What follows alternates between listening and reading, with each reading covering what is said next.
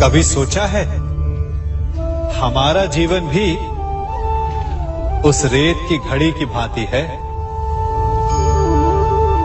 जो रेत नीचे गिर चुकी है। वो हमारा अतीत जो अब भी ऊपर है, वो हमारा आने वाला भविष्य है। और वर्तमान ये संकुचित स्थल है जहां से धीरे धीरे करके रेत गिर रही है। अर्थात हमारे पास जीने के लिए यही एक क्षण है। उसका उपयोग कैसे करना है ये हम पर निर्भर करता है। जो बीत गया उसका दुख मनाना है या जो भविष्य में होने वाला है उसकी प्रतीक्षा में क्रोध करना है। सब कुछ करने के लिए यही एक क्षण है। प्रसन्न रहना है तो उसके लिए भी यही एक पल है। प्रतीक्षा करते रहोगे तो ये पल भी भूतकाल में बदल जाएगा। इसलिए आनंद के लिए, परोपकार के लिए प्रतीक्षा ना कीजिए। आपके पास जो पल है उनका भरपूर सदुपयोग कीजिए, क्योंकि इस घड़ी को पलटकर आप फिर से समय अवश्य गिन सकते हैं, परंतु अपना बीता हुआ समय आप वापस नहीं लौटा पाएंगे।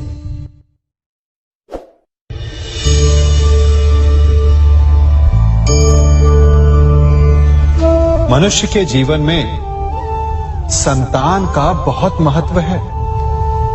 उस संतान के लिए वो कितने कष्ट सहता है, उसे पालता है, पोसता है।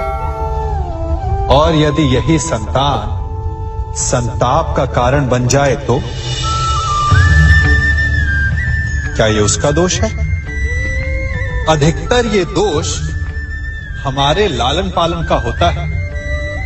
बचपन में बालक के हठ को मानकर हमें आनंद की अनुभूति अवश्य होती है, परंतु धीरे धीरे अपने बालक के हठ को मानकर उसके हठ के दास हो जाते हैं। एक हठी उद्दंड और असंस्कारी संतान उस सूखे वृक्ष के समान होती है कि यदि जिसमें आग लग जाए तो वो सारे वन को भस्म कर डाले।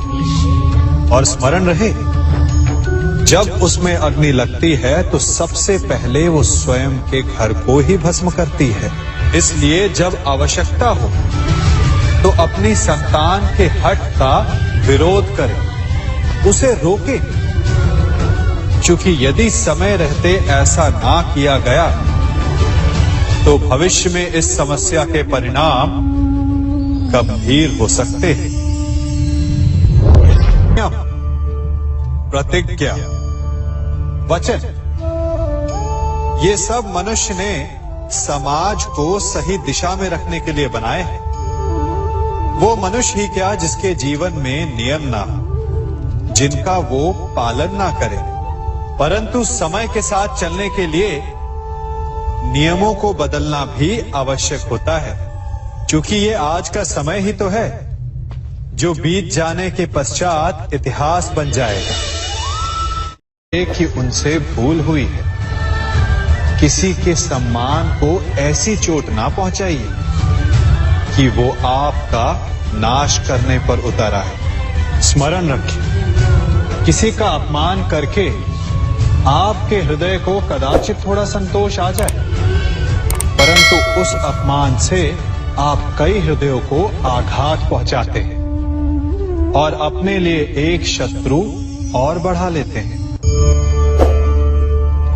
हम सब शीघ्र ही सफलता चाहते हैं, ढेर सारी संपत्ति और सुख चाहते हैं, और ऐसे में कई बार हम छोटे मार्गों का चयन कर लेते हैं। वो मार्ग जिनमें परिश्रम नहीं होता, जिनमें होता है तो केवल छल, कुटिलता और भाग्य का सहारा। जैसे कि जुआ, कोई जुए के खेल में धन लगाता है, कोई दांव लगाता है, और ये भूल जाता है कि जुआ ऐसा दलदल है कि जिसमें एक बार गिरे तो सर्वनाश से पहले निकलना असंभव है।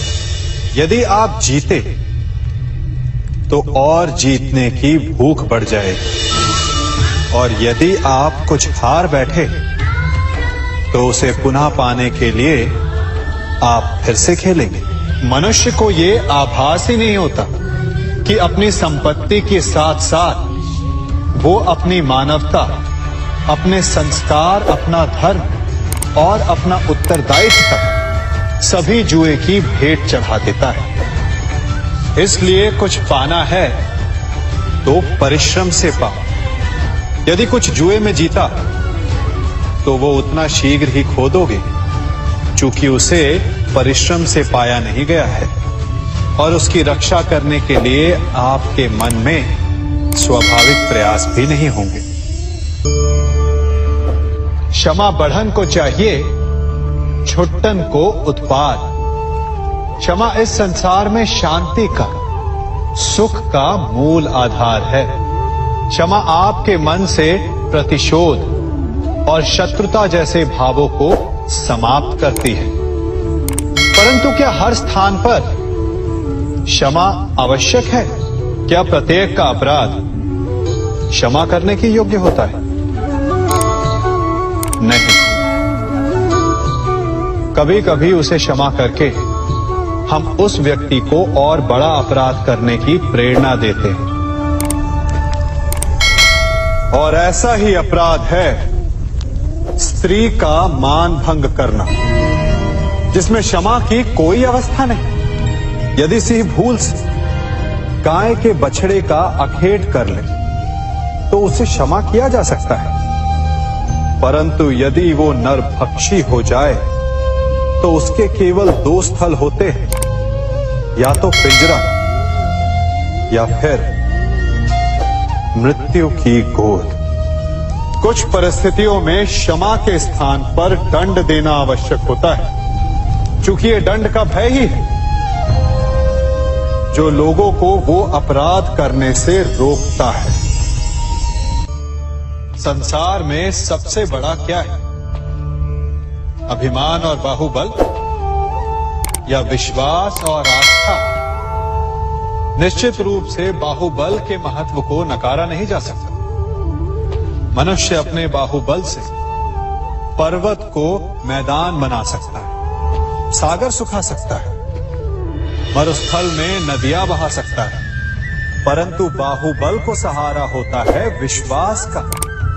यदि मन में विश्वास ना हो तो बाहुबल किसी काम का नहीं। वो कौन सा बल है कि मोर आकाश की ओर ताकते हैं? वो विश्वास ही तो है जिसके कारण वर्षा होती है और दोनों की प्यास बुझती है।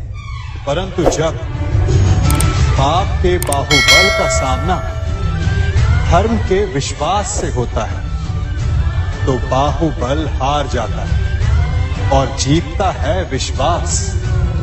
विजय होती है आस्था की। यदि आप सत्य के मार्ग पर चल रहे हैं और आप अपने इष्ट में आस्था रखते हैं तो किसी भी पापी का बल आपका कुछ नहीं बिगाड़ सकता। कभी सोचा है हमारा जीवन भी उस रेत की घड़ी की भांति है?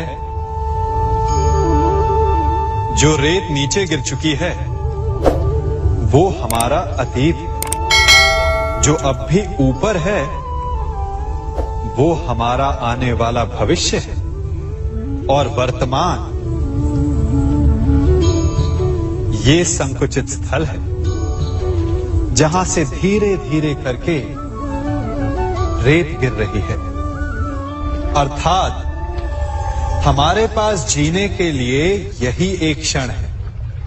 उसका उपयोग कैसे करना है ये हम पर निर्भर करता है। जो बीत गया उसका दुख मनाना है, या जो भविष्य में होने वाला है